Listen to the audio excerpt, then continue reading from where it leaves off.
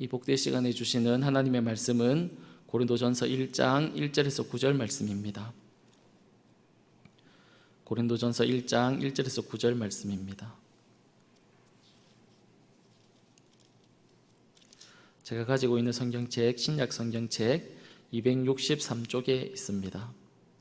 고린도전서 1장 1절에서 9절 말씀을 가지고 은혜로 세워지는 우리라는 제목으로 말씀을 받겠습니다. 한 절씩 교독하겠습니다. 제가 먼저 읽어드립니다. 하나님의 뜻을 따라 그리스도 예수의 사도로 부르심을 받은 바울과 형제 소스데네는 고린도에 있는 하나님의 교회 곧 그리스도 예수 안에서 거룩하여지고 성도라 부르심을 받은 자들과 또 각처에서 우리의 주 곧 그들과 우리의 주 되신 예수 그리스도의 이름을 부르는 모든 자들에게 하나님 우리 아버지와 주 예수 그리스도로부터 은혜와 평강이 있기를 원하노라. 그리스도 예수 안에서 너희에게 주신 하나님의 은혜로 말미암아 내가 너희를 위하여 항상 하나님께 감사하노니 이는 너희가 그 안에서 모든 일 곧 모든 언병과 모든 지식의 풍족함으로 그리스도의 증거가 너희 중에 견고하게 되어 너희가 모든 은사의 부족함이 없이 우리 주 예수 그리스도의 나타나심을 기다림이라.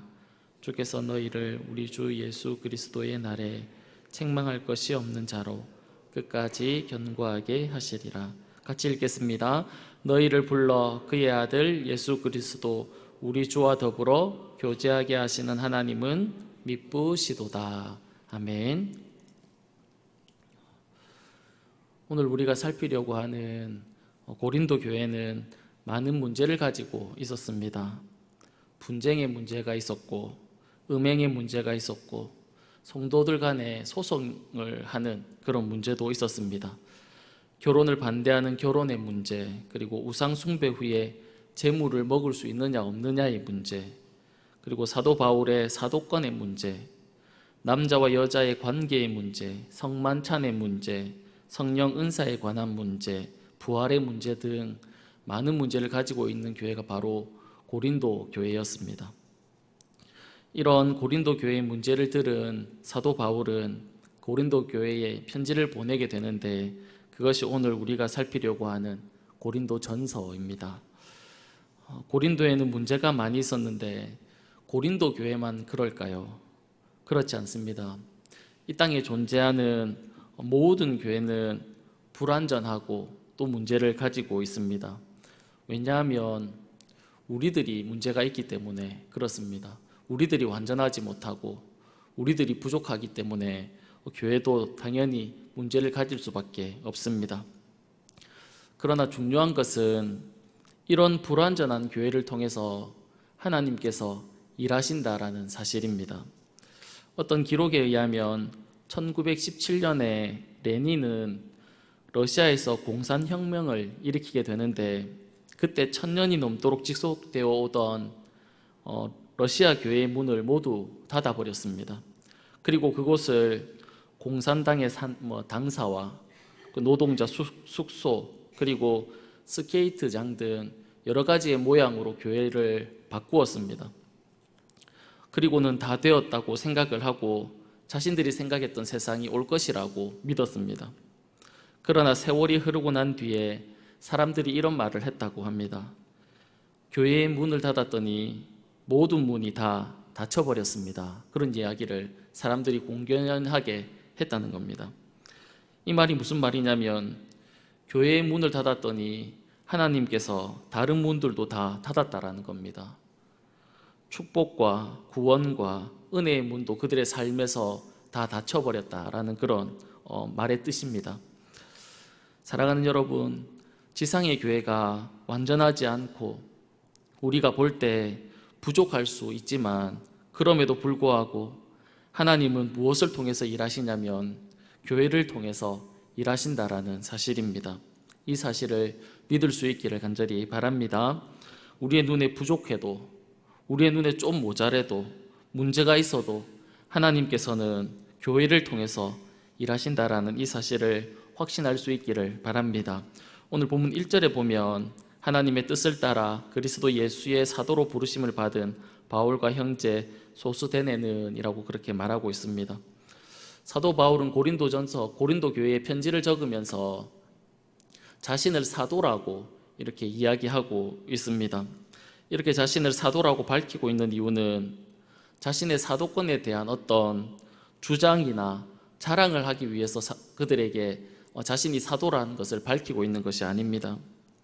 그가 사도로 밝히고 있는 그 이유는 그가 지금까지 고린도 교회에 전했던 그 복음, 그들에게 전했던 하나님의 말씀이 온전하게 그 하나님의 말씀임을 밝히기 위해서, 하나님의 말씀이 훼손되지 않기 위해서 그는 자신이 사도라는 것을 고린도 교회에 밝히고 있는 것입니다. 그리고 2절에 보시면 고린도에 있는 하나님의 교회라고 그렇게 말씀하고 있는데, 이것은 교회가 어디에 존재해야 되는지를 보여주고 있는 말씀입니다. 하나님의 교회가 어디에 있다라고 말씀하고 있습니까? 고린도에 있다, 그렇게 말씀하고 있는 겁니다. 이것을 다른 말로 하면 교회는 세상 가운데 존재한다라는 그런 뜻입니다. 교회가 세상에 존재한다라는 것은 무엇을 뜻하는 것이냐면, 교회는 문제가 있는 곳에 존재한다라는 겁니다. 교회는 사람의 인적이 드물고 세상의 소리가 들리지 않는 그런 산속이나 아무도 없는 곳, 아무 문제가 없는 곳에 존재하는 것이 아니라, 교회는 이 세상 한가운데, 문제가 있는 그 한가운데 존재하는 것이 바로 교회다라는 것을 말씀하고 있는 겁니다. 그 당시 고린도라는 지역은 우상 숭배와 쾌락과 환락을 대표하는 그런 도시였습니다. 그래서 성적으로 부도덕한 사람을 무엇이라고 불렀냐면 고린도인이라고 그렇게 불렀다고 이야기를 합니다. 그만큼 고린도 지역은 대단히 타락해 있는 그런 지역이었습니다. 그런 도시 한가운데 고린도 교회가 서 있는 것입니다. 왜 하나님께서는 교회를 이 세상 한가운데, 문제가 많은 이런 세상 가운데 두셨을까요? 그것은 죄악 한가운데서 성도들이 어떻게 살아가는지를 세상 가운데 보여주기 위해서 하나님은 교회를 세상 한가운데 두신 것입니다. 세상은 어떻게 살아갑니까? 자신의 이익과 자신의 만족과 자신만을 위해서 질주하는 이 세상 한가운데 다른 사람들을 돌아보는 모습을 보여주기 위해서, 연약한 자들을 붙들어주는 것을 보여주기 위해서 세상 한가운데 교회를 두셨다라는 것입니다. 그런데 너무 안타까운 것은 이런 교회의 모습을 우리가 세상 가운데서 잘 볼 수 없다라는 것입니다. 성도지만, 하나님의 백성으로 부름을 받았지만 세상과 별반 다르지 않는 모습으로 나의 이익과 나의 만족과 나 자신만을 위해서 살아가는 그런 교회가 너무 많다는 것이 우리의 가슴을 아프게 하는 것 아니겠습니까? 금요철야 때 찬양팀들이 행복이라는 찬양을 불렀습니다. 그 행복이라는 노래의 가사를 보면 이런 가사가 있습니다. 내게 주신 작은 힘 나눠주며 사는 삶, 이것이 나의 삶의 행복이라오. 내게 주신 작은 힘 나눠주며 사는 삶, 이것이 나의 삶의 행복이라오. 이런 가사가 있었습니다. 주님이 주신 어떤 큰 힘이 아닙니다. 어떤 능한 힘이 아닙니다. 그냥 작은 힘입니다. 나 자신 혼자 이 세상 가운데 살아가기도 버거울 만큼, 이 세상 가운데 믿음으로 살아가기 버거웠고 힘들 만큼 작은 힘입니다. 그 작은 힘을 가지고도 다른 사람들에게 나누어 주는 그런 삶이 행복이다, 그렇게 고백을 하고 있는 겁니다.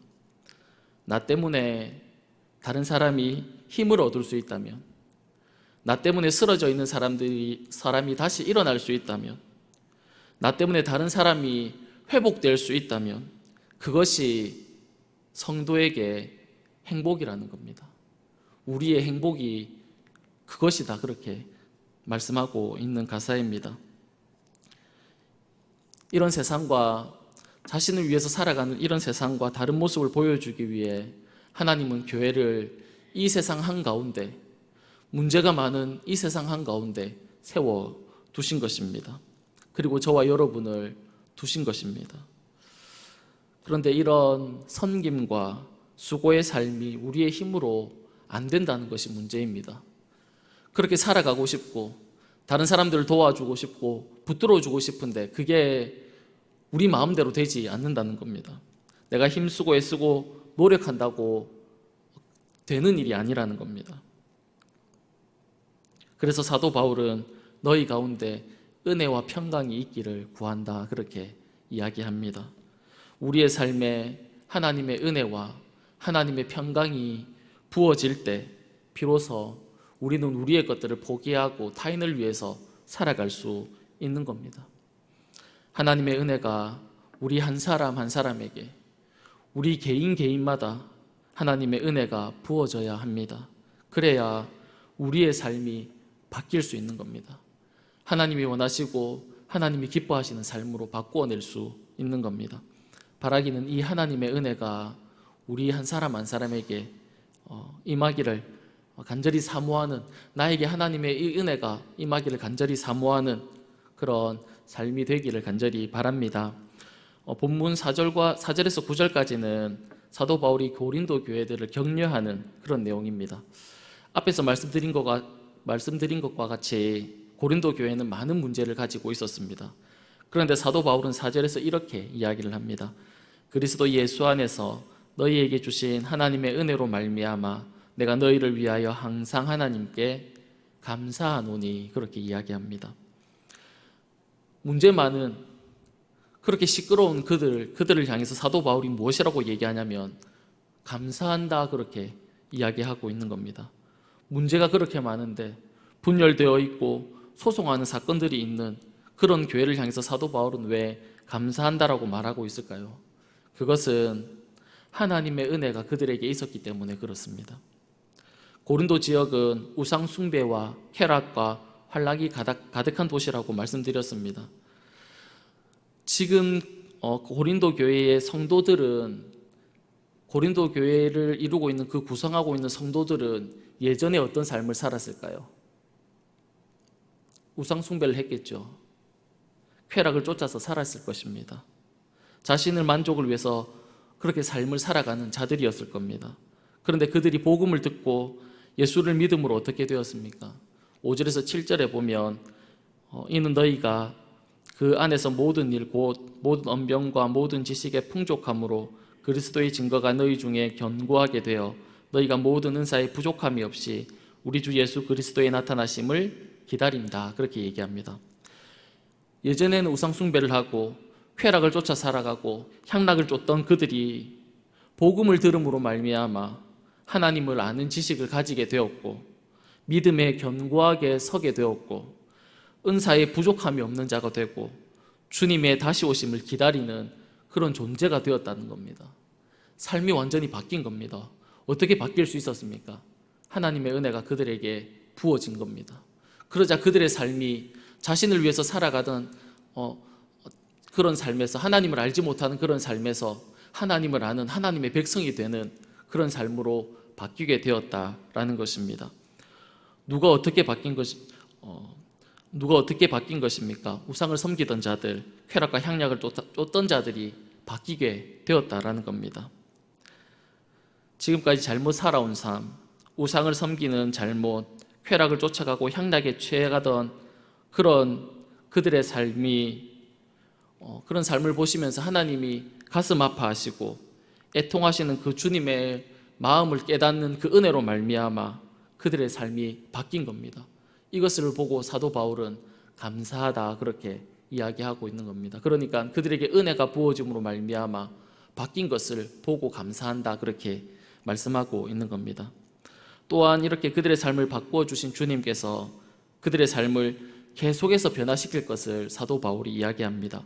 8절에 이렇게 말씀하고 있습니다. 8절을 우리 다 같이 읽었으면 좋겠습니다. 주께서 너희를 우리 주 예수 그리스도의 날에 책망할 것이 없는 자로 끝까지 견고하게 하시리라. 아멘. 삶을 변화시킨 주님께서 그들의 삶을 계속해서 변화시킬 것을 말씀하고 있습니다. 때로는 고난의 아픔을 사용하실 겁니다. 그러나 주님은 우리가 주님이 기뻐하시는, 정말 주님이 원하시는 그런 하나님의 백성으로 세우시고 만들어 가실 거다라고 사도 바울이 고백하고 있는 겁니다. 사랑하는 여러분, 오늘도 그 주님을 바라보면서 살아가는 삶이 되기를 바랍니다. 마음을 다해서 그 하나님을 사랑하는 그런 삶을 살아갈 수 있는 저와 여러분의 삶이 다 될 수 있기를 간절히 축복합니다. 기도하겠습니다. 살아계신 하나님 아버지,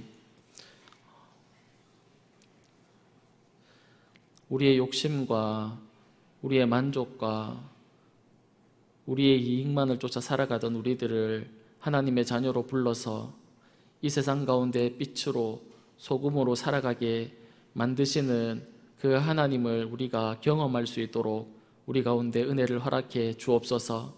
세상 가운데 하나님을 믿는 자의 모습이 어떤 모습인지 하나님 보여줄 수 있는 그런 삶을 살아갈 수 있도록 우리 가운데 은혜를 허락해 주옵소서. 우리의 삶을 바꾸어 주시고 새롭게 하실 그 하나님을 늘 기대하며 바라보며 살아갈 수 있는 저희들의 삶이 다 될 수 있도록 주님께서 함께하여 주옵소서. 고맙고 감사하며 살아계신 예수님의 이름으로 기도드립니다. 아멘. 이 시간